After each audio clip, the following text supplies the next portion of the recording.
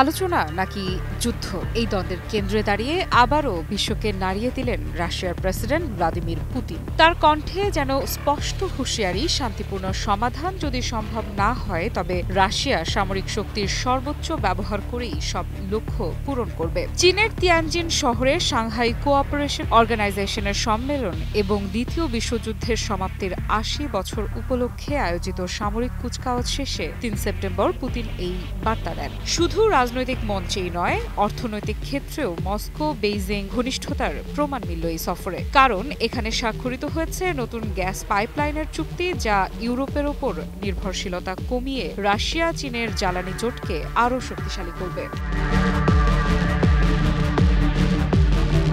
পুতিনের ভাষায় আলোচনার পথ এখনো খোলা আছে। তিনি বলেন, আমি এক ধরনের আলোর রেখা দেখতে পাচ্ছি। ট্রাম্প প্রশাসনও আন্তরিকভাবে সমাধান খুঁজছে, তবে শেষ পর্যন্ত কি হয় তা সময়ই বলে দেবে। কিন্তু সতর্কবার্তাও ছিল একই সাথে, ন্যাটোতে যোগদানের স্বপ্ন থেকে ইউক্রেনকে সরে আসতেই হবে। কিয়েভে রুশ ভাষাভাষীদের প্রতি বৈষম্য বন্ধ করতে হবে। এই দাবিগুলো কোনো ছাড় দিতে রাজি নন তিনি। স্পষ্ট ভাষায় জানিয়ে দিলেন, শর্ত পূরণ না হলে সামরিক শক্তিই আমাদের চূড়ান্ত হাতিয়ার।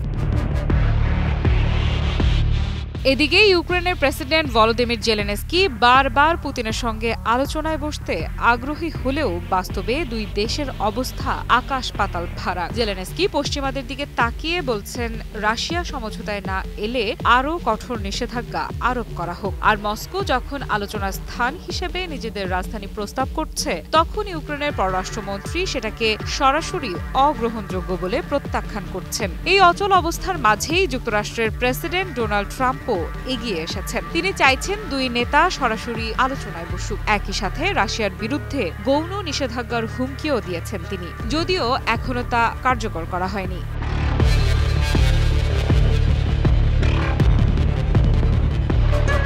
ওদের স্বপ্ন পূরণে পাশে থাকতে পেরে আমরা গর্বিত।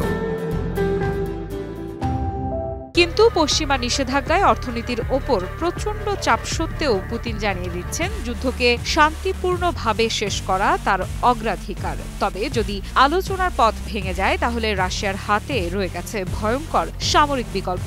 রাশিয়া ইতোমধ্যে ইউক্রেনের 4টি অঞ্চল দখল করে সংযুক্তির ঘোষণা দিয়েছে। কিয়েভ ও পশ্চিমারা একে ঔপনিবেশিক আগ্রাসন হিসেবে নিন্দা জানালেও বাস্তবতা হলো মাঠের নিয়ন্ত্রণ এখন মস্কোর হাতেই। আর সেই শক্তির দম্ভ পুতিনের নতুন ঘোষণা, আলোচনা করো নয়তো যুদ্ধক্ষেত্রে রাশিয়ার দৃঢ় পদক্ষেপের মুখোমুখি হতে হবে। আফরিদা ইফরাত, নিউজ 24।